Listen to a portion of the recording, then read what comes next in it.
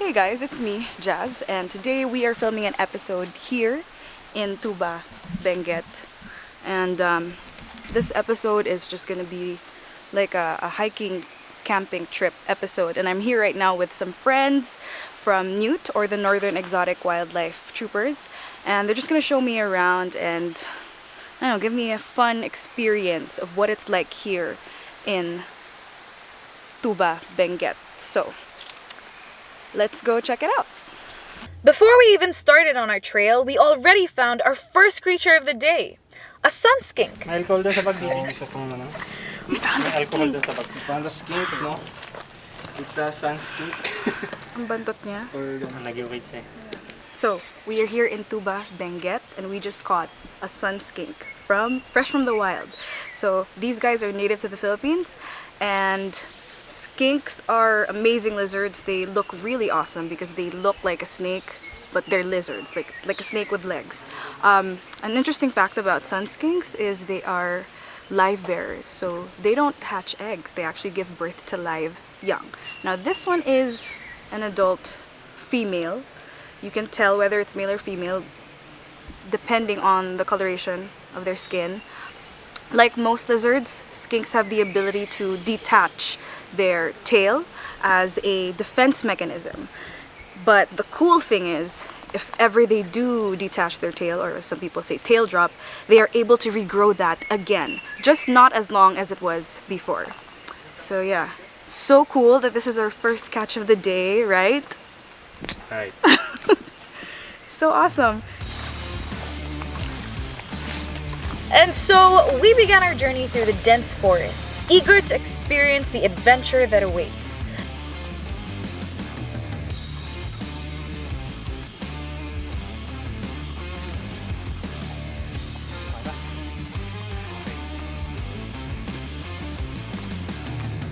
We hiked for hours, stopping by every now and then to take a glimpse of the scenery and fix our eyes on the environment around us, to see if there was any creature we could spot.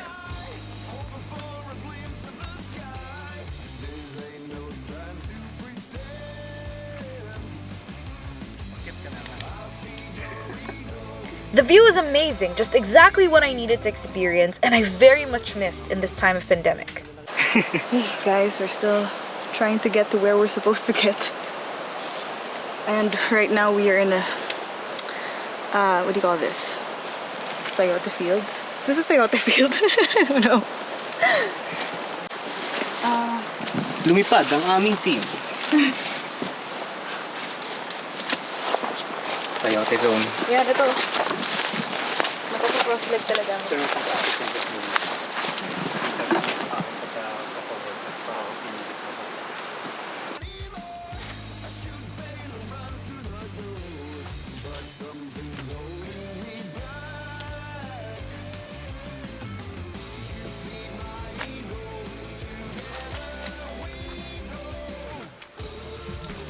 The trail was fun! We climbed, we crawled, we slipped, we persevered.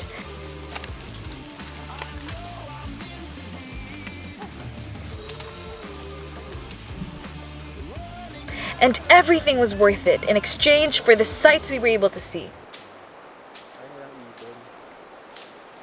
Linda! Welcome to the Philippines. Oh my gosh, look at that. Look at that. Yung kati-kati ng bamboo.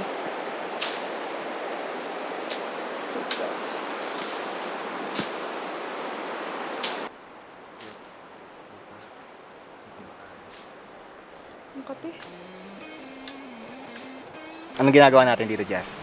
Mag-release tayo ng flavo. Hi. Okay, so this is the spot where we're gonna be releasing the pit viper. Let's go. Along the way, we stopped by an area where we released a pit viper, which we actually did for a previous episode. So if you haven't checked that out yet, please do.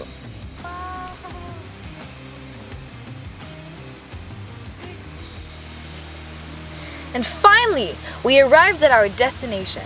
The end of our hike led us to a beautiful waterfall.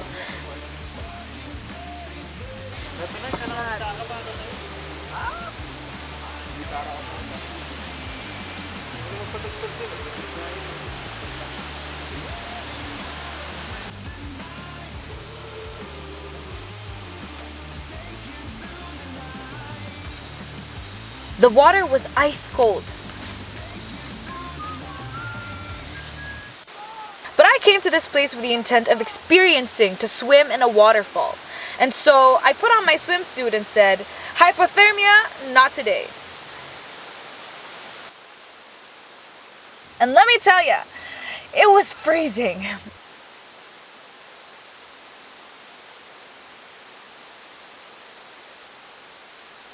After that, we headed back to base camp. My friends here are...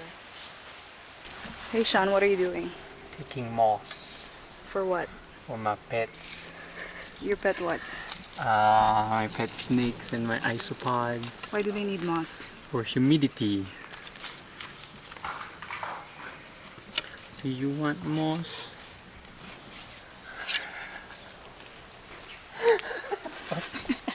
So my friend DJ over here is the ultimate wildlife survivor. He knows everything and he can survive in the wild on his own. DJ, what's your favorite part about wildlife? The wild ones? Ano yung favorite mong hayop? Sige, Tagalog natin. Everything. Next up, we decided to explore other parts of the mountain to see what we could find. The site was different now as we passed through a dragon fruit plantation. And since this was a plantation, we expected there to be a lot of different critters thriving in the area. So we turned over rocks and wood to see what could be hiding underneath. Not all of them were captured on cam, but we saw a lot of interesting bugs and insects.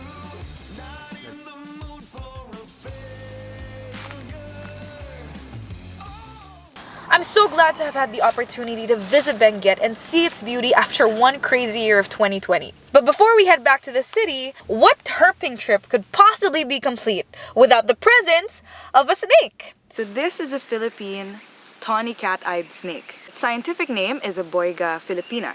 And the reason why I'm mentioning that is because boigas usually have this distinct look to them that makes them super adorable, which is that they have a huge head and a long, slender body. Let's take a look at its head. It has a huge head with elliptical pupils like a cat eye, and that's actually how it got its name as a tawny cat-eyed snake. So these guys are mildly venomous, but I don't have to worry because, first of all, if this guy bites me, the worst thing that can happen to me is I get an allergic reaction, and the severity of the allergic reaction depends on how my body will react to it. It's rear-fanged, so that means the fangs are located at the back of the jaw, and it also has a rounded snout. So for it to actually envenomate me, it would have to bite and latch on and really chew on my skin to get it in there. So in terms of their diet, they feed on small rodents, small mammals, and lizards. And they're mostly arboreal, so you'll find them hanging around on trees. Ouch! Nagat ako. Ow. So there you have it. That is the Philippine tawny cat-eyed snake. Don't forget that every piece of wildlife matters.